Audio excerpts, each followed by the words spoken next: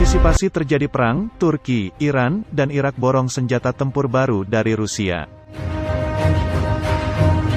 Turki telah mencapai kesepakatan dengan perusahaan Rusia untuk pengiriman tahap kedua sistem rudal S-400.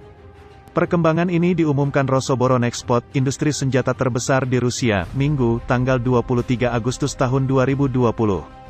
Nota kesepakatan telah diteken Moskow dan Ankara.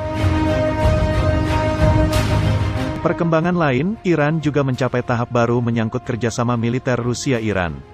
Level baru ini diduga kuat terkait pembelian sistem rudal. Sementara militer Irak juga tengah menyiapkan pembelian dalam jumlah besar aneka senjata canggih, kendaraan lapis baja, hingga jet tempur Sukhoi Su-57. Rusia saat ini tengah menggelar pameran senjata Army 2020 di dekat Moskow, yang menarik calon-calon pembeli potensial dari berbagai negara. Terkait pembelian sistem rudal S-400 oleh Turki, kontrak ini merupakan imbas dari kegagalan Turki mendapatkan jet tempur F-35 dari AS. Turki membalas kegagalan itu lewat cara berpindah ke Rusia untuk mendapatkan sistem rudal pertahanan udara. Tahap pertama sistem rudal S-400 telah diinstal di Turki. Namun, sebagai anggota NATO, Turki telah melanggar ketentuan untuk tidak membeli persenjataan dari Rusia, yang dianggap blok musuh. Kontrak telah ditandatangani, dan kami sedang mendiskusikan dengan mitra kami metode pembayaran finansial untuk implementasi kontrak ini, kata pejabat Rosoboronexport, Alexander Mikhayev.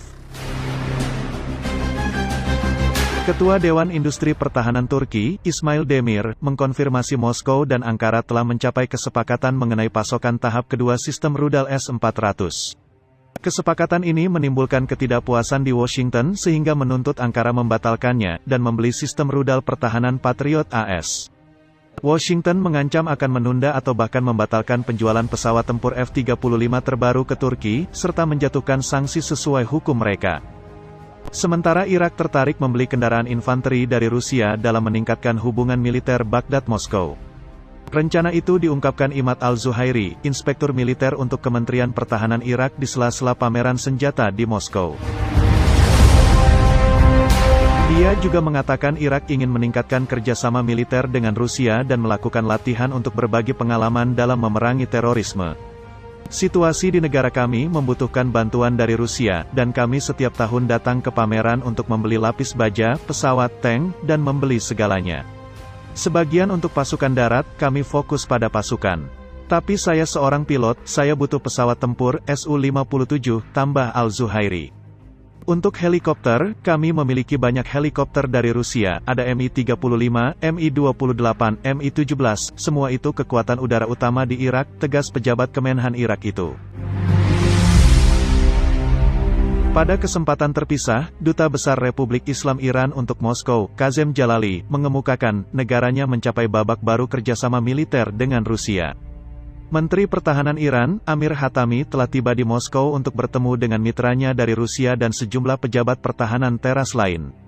Jalali memuji upaya Kremlin untuk mempertahankan pencabutan larangan global PBB atas penjualan senjata ke Iran, yang akan berakhir pertengahan Oktober tahun 2020.